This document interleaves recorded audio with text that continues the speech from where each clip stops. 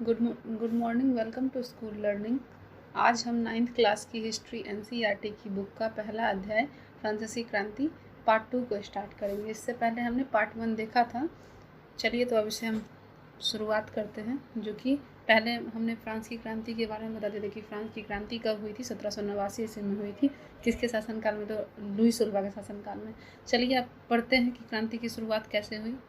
पिछले भाग में हमने देखा कि किन कारणों से लुई सोलवा ने कर बढ़ा दिया। आप क्या सोच सकते हैं कि उसने ऐसा क्यों किया होगा? प्राचीन राजतंत्र के तहत फ्रांसीसी सम्राट अपनी मर्जी से कर नहीं लगा सकता था। इसके लिए उसे स्टेट जनरल की बैठक बुलानी पड़ती और करों के लिए अपने प्रस्ताव पर मंजूरी लेनी पड़ती थी। स्टेट जनरल एक राजनीतिक संस्था थी जिसमें 3 स्टेट अपने प्रतिनिधि भेजते थे, और लेकिन सम्राट ही यह निर्णय करता था कि इस संस्था की बैठक कब बुलाई जाए, और इसकी अंतिम बैठक जो है वो 1614 ईस्वी में बुलाई गई थी। चलिए अब इसे समझते हैं कि लुई सोलवा जो था उसने ऐसा क्यों किया होगा, मतलब जो व्यवस्था थी उसको ऐसा क्यों बनाया और कर में क्यों वृद्धि कर दी।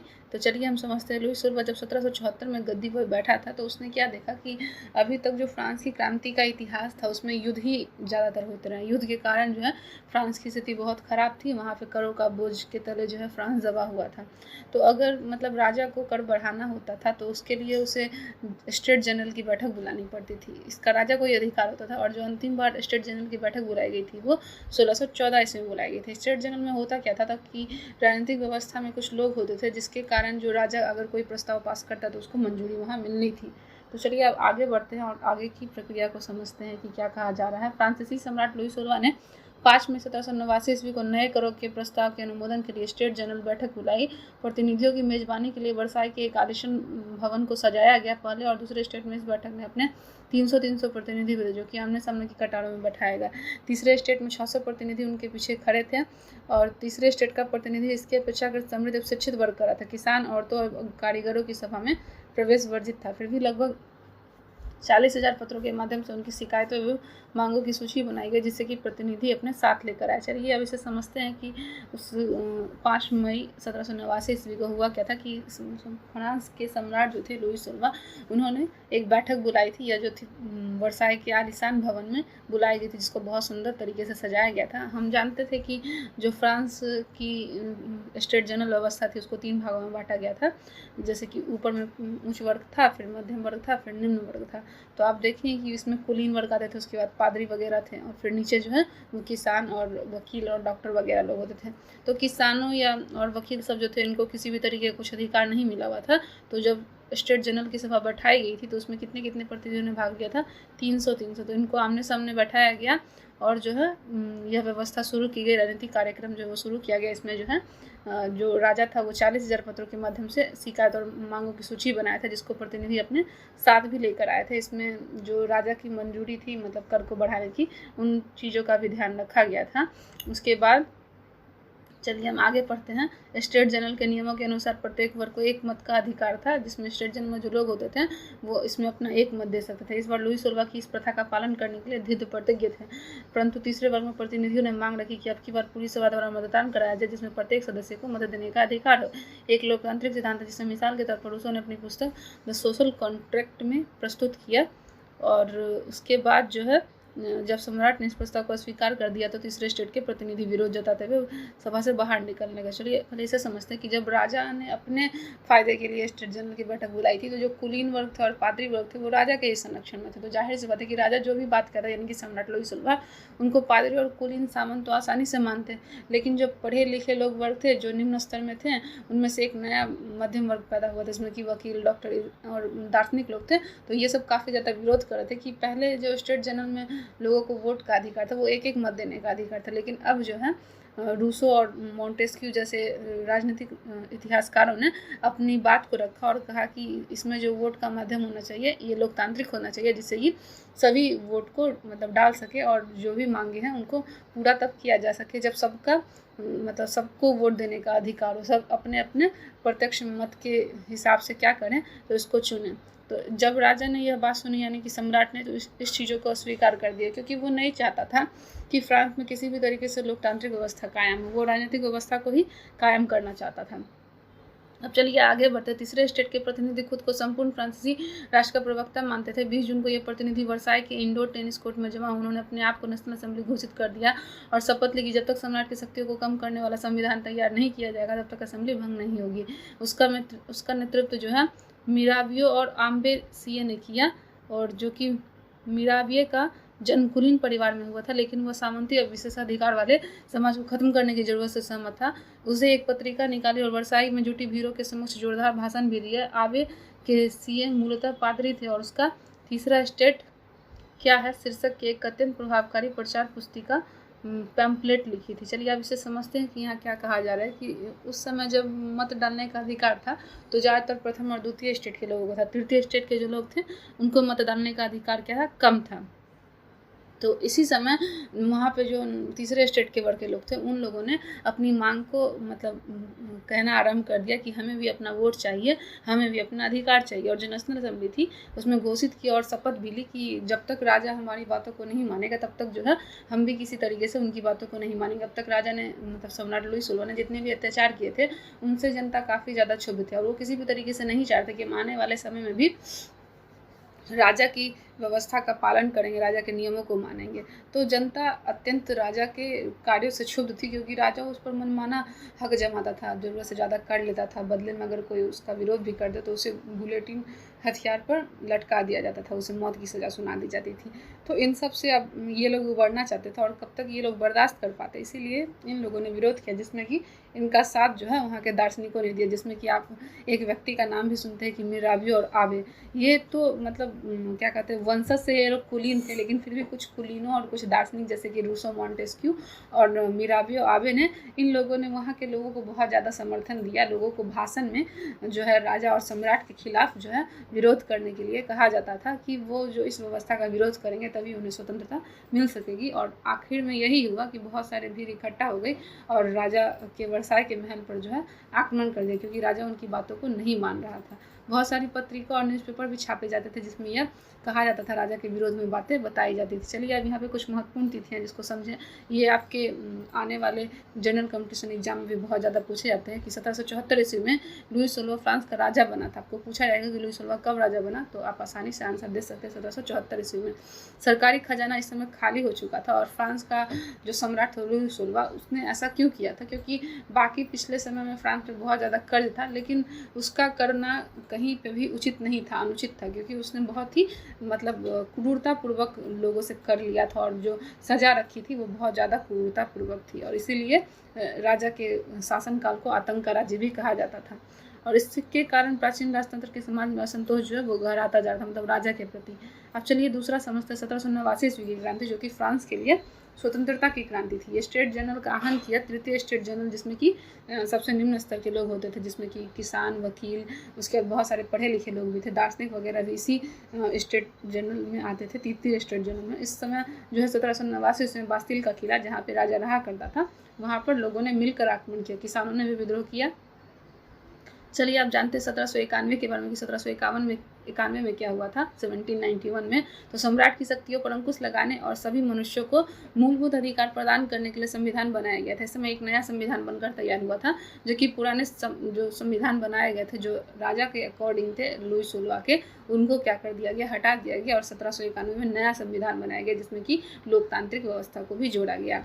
अब चलिए आगे समझते हैं 1792 से 93 में क्या हुआ कि फ्रांस गणराज्य बना और सिर काटकर राजा को मार दिया गया। जैकोबिन गणराज्य का पतन हुआ, फ्रांस पर डायरेक्टरी का शासन स्थापित हुआ। चलिए हम इसको जान लेते कि यहाँ क्या कहा जा रहा है कि 1792 से 93 में जब लुई सोलह को जितनी भी जनता थी फ्रांस की उन लोगों ने घेर लिया और जो राजा सजा के तौर पर गिलोटीन हथियार बनाया हुआ था जिस पर कि लोगों को फांसी पर चढ़ा दिया जाता था, उसी हथियार पर जो है अंततः अंतिम समय में राजा की भी हत्या कर दी जाती है। उसी जो गुलेटिन हथियार था उस पर राजा को लटका दिया गया और फांसी की सज़ा दे दी गई। अब चलिए आगे पढ़ते हैं 1804 ईस्वी में क्या हुआ। 1804 ईस्वी में नेपोलियन जो है फ्रांस का सम्राट बना और यूरोप के विशाल भूभाग पर कब्जा कर लेता है। चलिए इसके बारे में छोटी सी एक घटना बताते हैं कि नेपोलियन जो था, नेपोलियन बोनापार्ट इसका पूरा नाम था, उसने वह जब फ्रांस का सम्राट बना तो उसने लोकतांत्रिक व्यवस्था को ही आगे बढ़ाया और जो प्रजातांत्रिक व्यवस्था थी उसका घोर विरोध किया। मतलब वो नहीं चाहता था कहीं भी प्रजातांत्रिक व्यवस्था आए। तो जिस समय फ्रांस में स्वतंत्रता लोगों को मिल गई थी तब यह नेपोलियन का सपना था कि वो पूरे यूरोप में स्वतंत्रता की स्थापना करे। उसने क्या किया, यूरोप के विशाल भूभाग पर भी कब्जा कर लेता, लेकिन जो उसकी नीति थी वो बाद में विफल हो जाती है। आगे जाकर बहुत सारे ऐसे राजा थे जिन्होंने, जैसे कि आपने सुना होगा मुसोलिनी, मेटरनिख, इन लोगों का नाम, तो उसके इन सब के कारण क्या हुआ कि प्रजातांत्रिक व्यवस्था का अंत हो गया। अब चलिए आगे पढ़ते हैं। 1815 ईस्वी में वाटरलू में नेपोलियन की हार होती है। वाटरलू एक युद्ध है जिसमें कि प्रजातांत्रिक राज्य और फ्रांस के सम्राट नेपोलियन बोनापार्ट के बीच युद्ध होता है और नेपोलियन जो है इसमें हार जाता है। आगे हम इसके बारे में और डिटेल से जानेंगे। अब चलिए यहाँ क्रियाकलाप को समझते हैं कि क्रियाकलाप के अंतर्गत क्या कहा जा रहा है कि तृतीय स्टेट के प्रतिनिधि मध्य में एक मेज पर खड़े थे और असेंबली अध्यक्ष बेयली की ओर हाथ उठाकर शपथ लेते हैं कि आप मानते हैं कि उस समय बेयली निर्वाचन प्रतिनिधियों की ओर पीठ करके खड़ा होगा। बेयली को इस तरह दर्शाने के पीछे चित्र डेविड का क्या इरादा प्रतीत होता है। चलिए हम चित्र 5 में देखेंगे। आगे इस चित्र को दिखाया जाएगा तो हम वहाँ पे इसको अच्छे तरीके से समझ लेंगे चित्र के माध्यम से। देखिए यहाँ पे चित्र दिया भी गया है कि एक विशाल पेंटिंग है जाक लुई डेविड द्वारा बनाई गई शुरुआती रेखांकन या तस्वीर जो है नेशनल असेंबली में लगाई जाती है। देखिए कि आप जैसे यहाँ पे देख रहे होंगे कि एक व्यक्ति है जिसका नाम क्या है, जॉक लुई डेविड द्वारा ये चित्र बनाई गई है। ऊपर इस व्यक्ति का नाम दिया गया, चलिए उनका हम नाम जान लेते हैं, जो कि तृतीय स्टेट यानी कि मध्यम वर्ग के लोगों में एक मेज पर खड़े हैं जिसका नाम बेयली है। इन्होंने क्या किया है, तो इन्होंने फ्रांस के स्वतंत्रता के बारे में जो है भाषण दे रहे हैं और इनका समर्थन जो है सब लोग हाथ उठाकर कर रहे हैं। आप देख सकते हैं चित्र के माध्यम से समझ सकते हैं कि वहाँ के दार्शनिकों ने फ्रांस की स्वतंत्रता में बहुत महत्वपूर्ण भूमिका निभाई थी। लोगों को अपने देश के प्रति, राष्ट्रवाद के प्रति जो है प्रेरित करने का प्रयास किया था। जिस वक्त नेशनल असेंबली संविधान का रूप तैयार करने में व्यस्त थी, पूरा फ्रांस आंदोलित हो रहा था। कड़ाके की ठंड के कारण फसल जो है वो मारी गई थी और पाव रोटी की कीमतें आसमान छू रही थी। बेकरी मालिक की स्थिति का फायदा उठाते हुए जमावखोरी में जुटे थे। बेकरी की दुकानों पर घंटे इंतजार करने के बाद गुस्साई औरतों की भीड़ ने दुकान पर धावा बोल दिया और दूसरी तरफ सम्राट ने सेना को पेरिस प्रवेश करने का आदेश दे दिया और क्रुद्ध भीड़ ने 14 जुलाई को बास्तिल पर धावा बोलकर उसे जो है नेस्तन बूद कर दिया। अब चलिए हम समझते हैं कि यहाँ क्या कहा जाए। जिसमें फ्रांस की क्रांति हुई थी उससे पहले जो था शासन राजा का था, यानी कि लुई 16 का। वो अपने हिसाब से नेशनल असेंबली बनाता था और वहाँ पे सजा भी क्या करता था, मुकम्मल करता था। चीज़ों की मांगों को बहुत ज़्यादा बढ़ाया गया था जिसमें कि दाम बहुत ऊँचे होते थे और ज़्यादातर जो निम्न वर्ग के लोग थे उनको कोई चीज़ें आसानी से मिल नहीं पाती थी। इस समय फ्रांस में क्या घटना घटी थी कि उस समय 1789 ईस्वी के ठीक पहले जो है वहाँ पे बहुत ज़्यादा ठंड पड़ी जिसके कारण वहाँ की खेती वगैरह जो है अच्छे तरीके से नहीं हो पाई। इस कारण लोगों को भूखमरी का भी सामना करना पड़ा। तो जो भी वहाँ पे डबल रोटी बिक रही थी उसके दामों को काफ़ी ज़्यादा महंगा कर दिया गया था, जिस कारण आम लोग उसे खरीद नहीं पा रहे थे। तो बहुत सारी औरतें जो है पाव रोटी की दुकान पर खड़ी थी और मिल मालिकों ने ब्रेड के दामों को दुगना कर दिया था। लोगों को आसानी से ब्रेड नहीं मिल पा रहा था, लोग भूखे थे। इस कारण वहाँ की औरतों ने हमला कर दिया, 14 जुलाई को धावा बोल दिया और वहाँ से लूटना शुरू कर दिया। फिर धीरे धीरे यही घटना जो है आपको बास्तिल के किले तक चली गई। लोग इकट्ठा हो गए। वहाँ पे एक टाउन हॉल था जहाँ पे बास्तिल का किला था। मान लीजिए कि ये आपको बास्तिल का किला है, तो इसके चारों ओर जो है टाउन हॉल था। यहाँ पे सब लोग एकत्रित हो गए थे और राजा का विरोध करते चारों तरफ से घेर लिए थे। बास्तिल के किले में घुसने के बाद जो है जेलों को तोड़ दिया गया, वहाँ से अपने लोगों को छुड़ा लिया गया और पूरे बास्तिल के किले को लूटकर सामानों को बाजार में बेच दिया गया, बांट दिया गया। देहाती इलाकों में गांव में यह अफवाह फैल गई कि जागीर मालिकों ने भारे पर लठेतों लुटेरों को गिरोह को बुला लिया जो कि फकी फसलों को तबाह करने निकल पड़े। इन जिलों में भयंकर आक्रांत होकर किसानों ने कुदाल और बेलचो ग्रामीण किलों पर आक्रमण कर दिया। उन्होंने अन्य भंडारों को लूट लिया और लगान संबंधी दस्तावेजों को जलाकर राख कर दिया। कुलीन बड़ी संख्या में अपनी जागीरें छोड़कर भाग गए और बहुत से पड़ोसी देशों में जाकर शरण ली। अपनी विद्रोही प्रजा की शक्ति का अनुमान करके लुई 16 ने अंततः नेशनल असेंबली को मान्यता दे दी और यह भी मान लिया कि उसकी सत्ता पर अब उसे संविधान का अंकुश रहेगा। 4 अगस्त 1789 ईस्वी की रात को असेंबली ने करों, कर्तव्य और बंधनों वाली सामंती व्यवस्था के उन्मूलन का आदेश पारित किया। पादरी वर्ग के लोगों को भी अपने विशेष अधिकार छोड़ने के लिए विवश किया गया। धार्मिक कर समाप्त कर दिया गया और चर्च के स्वामित्व वाली भूमि जब्त कर ली गई। इस प्रकार कम से कम 20 लाख लिब्रे की संपत्ति सरकार के हाथों में आ गई। चलिए तो इसे हम समझते हैं कि यहाँ क्या कहा जा रहा है कि देहाती इलाकों में एक भ्रम फैली हुआ, लेकिन ये जो घटना थी आम लोगों के लिए बहुत अच्छी साबित हुई। चलिए इसे समझते हैं कैसे। उस समय राजा के आतंक से तो पूरी जनता प्रताड़ित थी। उसके बाद डबल रोटी की मांग भी बहुत ज़्यादा बढ़ गई थी। तो वहाँ एक अफवाह क्या फैली कि जागीर मालिकों ने भाड़े पर लुटेरों को रख दिया है जो किसानों के धन को लूट लेंगे, फसल को बर्बाद कर देंगे। अब किसान तो भूखे भी मर रहे थे, उसके बाद जो ठंड के कारण फसल खराब हो गई थी, जो बची कुची फसलें थी वो भी लुटेरे खराब कर देते। इस कारण जो है किसान किसानों के मन में भय तो था ही, लेकिन वो इस चीज़ से अब लड़ना चाहते थे, क्योंकि एक तो भूखे मरने की नौबत थी, दूसरी क्या थी कि वो बहुत समय से राजा के आतंक को बर्दाश्त कर रहे थे। सब ने मिलकर क्या किया, इसी समय बास्तिल के किले पर जाकर आक्रमण कर दिया। आक्रमण को देखते हुए राजा जो है वो उस समय क्षुब्ध रह गया और उसने क्या किया, डर से और भय से उसी वक्त असेंबली बुलाई। 4 अगस्त 1789 ईस्वी को रातों रात असेंबली को बुलाना पड़ा, और जो पहले वर्ग में, प्रथम और द्वितीय वर्ग में कुलीन और पादरी आते थे, उन लोगों को जन्मजात अधिकार दिया गया था, इसको भी समाप्त कर दिया गया। मतलब और भी अधिकार जो है वो सामान्य जनता के लिए भी बनाए जाने लगे। बहुत सारे विशेषाधिकार जो सामंतों ने रखे थे, पादरियों ने रखे थे और कुलीनों ने रखे थे, उन्होंने अपने इस सारे चीज़ों को वापस लिए। बहुत से किसानों ने बास्तिल के किलों में घुसकर वहाँ के जो पत्र सब थे, कर वाले पत्र, उनको जला दिया, मतलब अपनी स्वतंत्रता के लिए। तो लुई सोलवा इस समय काफ़ी ज़्यादा भयभीत हो गया और वो स्थिति को देख भी नहीं पा रहा था। बहुत सारे ऐसे मतलब जो राजा के थे, प्रथम और द्वितीय वर्ग के अंतर्गत कुलीन और पादरी आते थे, वो बहुत स्थानों पर भाग निकले लगे, और वहाँ से जो धार्मिक व्यवस्था थी, जो धार्मिक कर था, उसको एक तरीके से समाप्त भी कर दिया गया। देखिए ये भय की लहर का प्रसार है। किसके भय की लहर का प्रसार? तो जो सामंत थे, कुलीन थे और पादरी थे, वो यहाँ से भाग रहे थे। मानचित्र में पता चलता है कि किस तरह किसानों के जत्थे एक जगह से दूसरी जगह फैलते चले गए हैं। देखिए आपको बताया जा रहा है कि ये मान लीजिए एक मतलब पूरे फ्रांस का शहर है। उसके बाद आप जो यहाँ देख रहे हैं कि यहाँ पे बहुत सारे तीर जो दिख रहे हैं आपको, ये किसानों के हैं। इन लोगों ने सब तरफ से क्या किया था, पूरे फ्रांस में विद्रोह करना शुरू कर दिया था, जिस कारण जो है पादरी कुलीन छोड़कर अपने अपने इलाकों को दूसरे जगह भाग रहे थे कि मतलब अगर गुसाई जनता अगर इन पर बरस गई तो इनकी भी हत्या हो जाएगी। इसलिए यहाँ से ये लोग भय के कारण जो है भाग रहे थे। यही इस मानचित्र के अंतर्गत कहा जा रहा है। अब चलिए आगे बढ़ते हैं। फ्रांस संवैधानिक राजतंत्र बन गया। नेशनल असेंबली ने 1791 ईस्वी में संविधान को पूरा कर लिया। उस समय बास्तिल के किले में जब ये घटना हुई थी, मतलब लोग घुस गए थे और वहाँ पे बहुत सारे लोगों को आज़ाद करा लिया गया। जो भी सामान्य थी राजा की, उनको जो है बाजार में बेचना शुरू कर दिया गया, लोग लूट लिए। अब जो है राजा को भी कुछ समय के बाद आते आते फांसी पर चढ़ा दिया गया था, उसी गुलेटिन हथियार पर, और उसकी जो पत्नी थी मेरी एंटोना, उसको कारागार में रख दिया गया, यानी कि जेल में। तो उसके बाद जो फ्रांसीसी संवैधानिक राजतंत्र बना, उसके बारे में जानते हैं कि राजा के मृत्यु के बाद संवैधानिक कैसा राजतंत्र तैयार हुआ था। नेशनल असेंबली में 1791 में संविधान का प्रारूप तैयार कर लिया गया। इसका मुख्य उद्देश्य था सम्राट की शक्तियों को सीमित करना, मतलब राजा जो अपनी शक्ति को ईश्वरीय शक्ति मानता था, उसकी शक्ति को सीमित करना, और एक व्यक्ति के हाथ में केंद्रीकृत होने के बजाय इन शक्तियों को विभिन्न संस्थाओं, विधायिका, कार्यपालिका और न्यायपालिका में विभाजित करके हस्तांतरित कर दिया गया। मतलब एक तरीके से लोकतांत्रिक शासन की व्यवस्था बना दी गई। इस प्रकार फ्रांस में संवैधानिक राजतंत्र की नींव पड़ी, और यह चित्र दिखाता है कि नई राजनीतिक व्यवस्था कैसे काम करती है। तो चलिए हम इसे समझते हैं कि 1791 में संविधान के अंतर्गत जो राजनीतिक व्यवस्था है वो कैसे काम करती है। आपको यहाँ दिख रहा होगा। चलिए इसे हम पहले अच्छे से समझते हैं थोड़ा, उसके बाद हमें ये अच्छे से समझ में आएगा। ये आप देख लीजिए कि ये न्यायपालिका, यहाँ पे न्यायाधीश है, ये कार्यपालिका है, ये सम्राट है और ये मंत्री है। और देखिए यहाँ नियंत्रण जो है नेशनल असेंबली को दिया गया है। यहाँ मंत्री का चुनाव भी नेशनल असेंबली करती है, और इस नेशनल असेंबली का चुनाव कौन कर रहे हैं?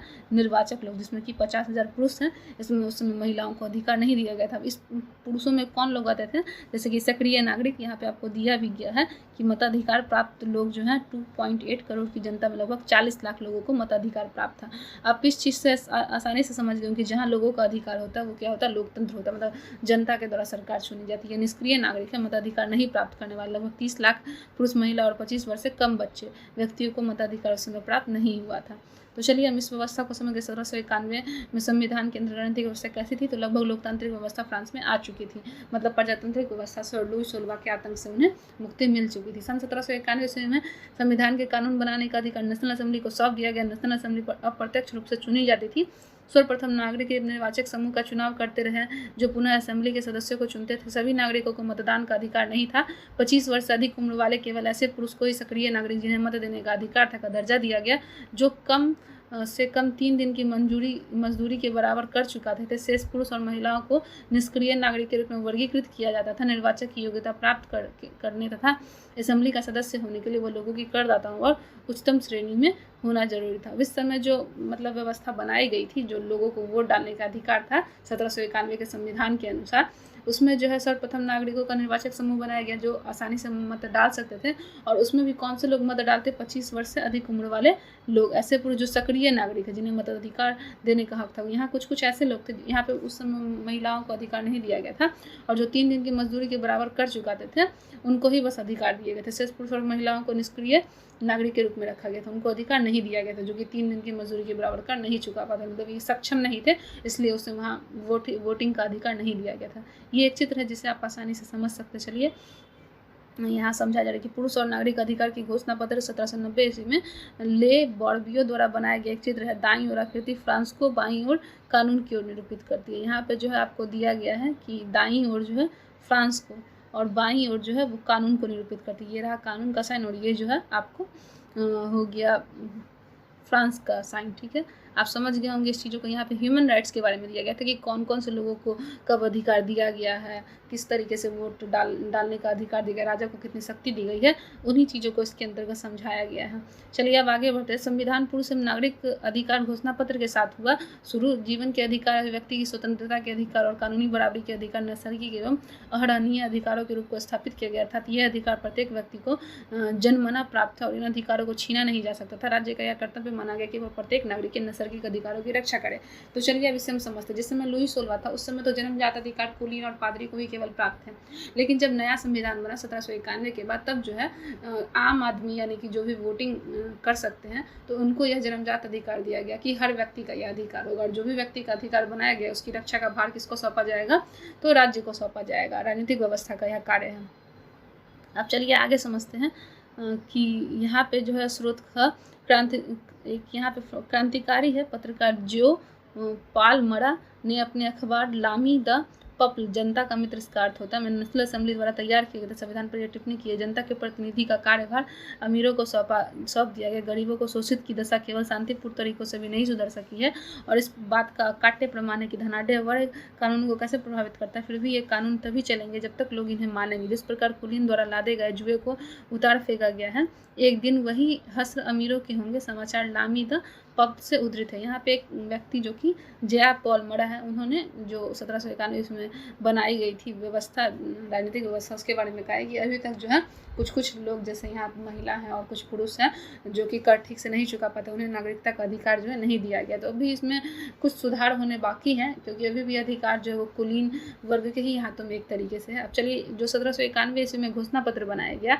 उसको हम समझते हैं। पुरुष एवं नागरिक के अधिकार घोषणा पत्र में क्या कहा गया, यही जो आपको चित्र दिख रहा है उसी का यहाँ हिंदी वर्जन। चलिए समझते हैं कि कोई भी आदमी क्या होता है, स्वतंत्र पैदा होता है और स्वतंत्र रहते हैं, उनके अधिकार समान होते हैं। यह 1791 का जो संविधान था यह लुई 16 के संविधान के विरोध में था। तो उस समय जो है कुलीनों को अधिकार था और पादरियों को, यहाँ पे हर आदमी के लिए स्वतंत्र पैदा होते हैं और उन्हें क्या है स्वतंत्र रहने का अधिकार, उनके अधिकार भी हर व्यक्ति से समान होंगे। फिर दूसरा है हर एक राजनीतिक संगठन का लक्ष्य आदमी के नैसर्गिक अरण्य अधिकारों को संरक्षित रखना है। यह अधिकार स्वतंत्रता, संपत्ति सुरक्षा एवं शोषण के प्रतिरोध का अधिकार है। मतलब जो भी राजनीतिक व्यवस्था उसमें क्या कर सकते हैं, लोगों को स्वतंत्रता, संपत्ति और सुरक्षा शोषण का अधिकार होगा हर व्यक्ति को। समग्र संप्रभुता का स्रोत राज्य में निहित है। कोई भी समूह या व्यक्ति ऐसा अनाधिकार का प्रयोग नहीं करेगा जिससे कि जनता की स्वीकृति न मिली हो। जैसे कि राजा कहा करता था उसे दैवीय अधिकार प्राप्त है, तो अब इस सारी चीज़ों को हटा दिया गया। मतलब ऐसी कोई भी व्यवस्था नहीं है, कोई भी बात नहीं है जिसको केवल एक व्यक्ति के लिए लागू किया जा सके। स्वतंत्रता का से ऐसे काम करने की शक्ति में है जो औरों के लिए नुकसान देना हो। मतलब हर व्यक्ति राजनीतिक व्यवस्था से जुड़ा हुआ वैसा कार्य करेगा जो दूसरे के हित में हो, न कि अहित में। समाज के लिए किसी के लिए भी हानिकारक कृत्य पर पाबंदी लगाने का अधिकार कानून के पास। अगर कोई भी व्यक्ति गैर कानूनी कार्य करता है तो उस पर सरकार क्या कर सकती है, पाबंदी लगा सकती है। कानून को यह अधिकार है। कानून सामान्य इच्छा की व्यक्ति है। सभी नागरिकों को व्यक्तिगत रूप से अपने प्रतिनिधियों के माध्यम से इसके निर्माण में भाग लेने का अधिकार है। कानून की नज़र में सभी नागरिक समान है। मतलब कानून क्या कहता है कि सभी व्यक्ति समान है, सब लोग क्या कर सकते हैं, किसी तरीके से भी प्रतिनिधि चुन सकते हैं क्योंकि यह वोटिंग सिस्टम के अनुसार ही होगा। उसके बाद है 7, कानून सम्मत प्रक्रिया के बाहर किसी भी गांव को न तो दोषी ठहराया जाएगा और न ही गिरफ्तार किया जाएगा अथवा नज़रबंद किया जाएगा। मतलब कानून सम्मत क्या कहती है कि कोई भी बाहरी व्यक्ति जो है उसको न तो दोषी ठहरा सकते हैं और न ही गिरफ्तार कर सकते हैं और न ही नज़रबंद कर सकते हैं। 11 नंबर, प्रत्येक नागरिक बोलने, लिखने और छापने के लिए आज़ाद है। मतलब वहाँ पे प्रेस को भी स्वतंत्रता दे दी गई थी इसके लिए, लेकिन कानून द्वारा निर्धारित प्रक्रिया के तहत ऐसी स्वतंत्रता के दुरुपयोग की जिम्मेदारी भी उसी की होगी। अगर वो किसी गलत चीज़ों को छापता है तो उसकी भी जिम्मेदारी उसी के ऊपर होगी। सार्वजनिक सेना तथा प्रशासन के खर्चे चलाने के लिए एक सामान्य कर लगाना पड़ा है। सही नागरिकों को उसकी आय के अनुसार समान रूप से कर लगाया जाना चाहिए क्योंकि पूरे देश को चलाने के लिए जैसे कि सड़क बनाना हो गया या पानी की व्यवस्था या विद्यालय की व्यवस्था या चर्च वगैरह की व्यवस्था करना, तो एक सामुदायिक खर्चा जिसका वहन क्या करना होगा। तो जो भी व्यक्ति कमाते हैं, देश में रहने वाले, फ्रांस के रहने वाले लोग जो थे जो कमा रहे हैं उसमें से क्या किया जाएगा, तो थोड़े मूल्यों पर कर उनमें से लिया जाएगा। कर की व्यवस्था उस समय थी। चूंकि संपत्ति का अधिकार एक पावन और अनुलंघनीय अधिकार है, तो किसी भी व्यक्ति को इससे वंचित नहीं किया जा सकता। जब तक विधि द्वारा स्थापित प्रक्रिया के तहत सार्वजनिक आवश्यकता के लिए संपत्ति का अधिग्रहण करना आवश्यक न हो, ऐसे मामलों में अग्रिम मुआवजा जरूर दिया जाना चाहिए। जैसे कि यहाँ पे बताया गया कि संपत्ति का अधिकार क्या है, सभी व्यक्तियों का अधिकार है, किसी भी व्यक्ति को इससे वंचित नहीं किया जाना। मतलब कोई भी ऐसा व्यक्ति नहीं है जो संपत्ति नहीं रख सकता है, और इस संपत्ति का अधिग्रहण करना आवश्यक न हो तो ऐसे मामलों में अग्रिम मुआवजा जरूर दिया जाता है लोगों को। अगर जैसे कि मान लीजिए कि अभी हम देखते हैं कि अगर कोई मर जाता है तो सरकार उसे मुआवजा देती है ना, उस समय भी ऐसी व्यवस्था थी कि अगर लोग अपने खर्चे का वहन करने में सक्षम नहीं है तो उसे सरकारी सहायता दी जाती थी। चलिए आगे समझते हैं। ये राजनीतिक प्रतीक हैं, इनको थोड़े बहुत हम आसानी से समझ सकते हैं। आपको दिख रहा होगा ये टूटी जंजीरें, दासों को बांधने के लिए जंजीरों का प्रयोग होता था। तो टूटी की हथकड़ी उनकी आज़ादी का प्रतीक, मतलब ये हथकड़ी खुले हो उसका मतलब आज़ादी मिल गया। 18वीं सदी में ज़्यादातर स्त्री पुरुष जो है वो पढ़े लिखे नहीं थे, इसलिए महत्वपूर्ण विचारों पर प्रचार करने के लिए शब्दों के बजाय इनको चित्रों में छापा जाता था और प्रतीकों में। ले बार्बिए ने अपनी पेंटिंग में चित्र 8 में अधिकारों के घोषणा पत्र की ओर पहुँचाने के लिए अनेक प्रतीकों का प्रयोग किया है। तो हम इस प्रतीकों को समझ रहे हैं। चलिए ये क्या है, ये क्या है आपको छड़ों का बर्छीदार गट्ठर। अकेली छड़ के लिए आसानी से तोड़ा जा सकता है, इसलिए पूरे गट्ठर को नहीं, एकता में ही वाला, मतलब इसमें कहा जा रहा है कि जो अकेली छड़ होती है यानी कि लकड़ी, उसको हम आसानी से तोड़ सकते हैं। हमारे भारत में मतलब एक कहानी बहुत फेमस है कि एक बूढ़ा व्यक्ति था जो कि अपने बेटों को एकता का प्रतीक सिखाने के लिए कहता है कि सभी जो बच्चे हैं वो एक एक छड़ी लेकर आएँ, और कहता है तब तुम इसे तोड़ो। जो वे अकेले रहते हैं तो उन छड़ी को तोड़ पाते हैं, और फिर उनके पिताजी कहते हैं कि आप सारी बंडलों को एक साथ रखो और उसके बाद तोड़ने का प्रयास करो। तो वो एक साथ रखते हैं और किसी से भी ये नहीं टूट पाता है। तो उनके पिताजी उनको बहुत ही सरल शब्दों में एकता का पाठ पढ़ा देते हैं। वही यहाँ भी दी गई है कि छड़ों का बर्छीदार गट्ठर से उसी चीज़ों का प्रयोग। आप आसानी से इसे समझ गए होंगे कहानी के द्वारा। ये त्रिभुज के अंदर रोशनी बिखेरती आँख है, स्वदर्शी आँख का ज्ञान का प्रतीक है। सूर्य की किरणें अज्ञान रूपी अंधेरे को मिटा देती है, इसका अर्थ है। ये राजदंड का शाही चिन्ह प्रतीक है, यहाँ पे इसका चित्र दिया गया है। उसके बाद जो है ये अपनी मूछ में एक सांप लिए है, अपनी मुंह में एक सांप ली है, जिसमें कि यहाँ पे दिया गया है कि सनातनता का प्रतीक है। अंगूठी का कोई और छोर नहीं होता, मतलब ये क्या होती है, गोल होती है पूरी तरीके से। यही सांप, यहाँ पे बहुत सारे चित्र दी गई है जो कि स्वतंत्रता के बारे में समझाया गया है कि फ्रांस में जिस समय स्वतंत्रता मिल गई थी लोगों को, तो इन सारी चीज़ों के प्रतीकों के द्वारा समझाया जाता है, क्योंकि वहाँ पे लोग पढ़े लिखे नहीं थे तो प्रतीकों को आसानी से देखकर समझ सकते थे। लाल फ्राइजियन टोपी का अर्थात दासों द्वारा स्वतंत्र होने के बाद पहनी जाने वाली टोपी, मतलब जो दास व्यवस्था समाप्त हो गई थी उसकी पहने जाने वाली टोपी थी ये। उसके बाद ये है नीला सफ़ेद लाल, फ्रांस के राष्ट्रीय रंग है। उसके बाद जैसे कि आप यहाँ देख लीजिए, वहाँ दोनों रंगों वाली चीज़ों का प्रयोग किया। उसके डैनो वाले स्त्री कानून का ये मानवीय रूप है। जैसे कि यहाँ पे तराजू एक तरीके से लड़की पकड़ी हुई है और यहाँ पे एक उड़ रही है, तो इसका मतलब था कि वे स्वतंत्र हैं। ये विधि पट है, कानून सबके लिए समान है और उसकी नज़र में सब बराबर है। यही विधि पट जो है फ्रांस के लिए तैयार किया गया था, इसमें फ्रांस में लोगों के अधिकार के बारे में बताया गया था। चलिए अब हम इस पार्ट को समाप्त करते हैं। ये पार्ट 2 था, अब हम पार्ट 3 जो है अगले वीडियो में जानेंगे। अब इसे एंड करते हैं, और इसे एंड करने से पहले आप लोगों से रिक्वेस्ट है कि आपके व्यू हमें बहुत मिलते हैं लेकिन लाइक बहुत कम मिलते हैं, कृपया इसे लाइक ज़रूर करें, इससे हमें अच्छा लगेगा और हमारे काम को भी अच्छा लगेगा। लाइक, शेयर, कमेंट और सब्सक्राइब करें, बेल आइकन दबाकर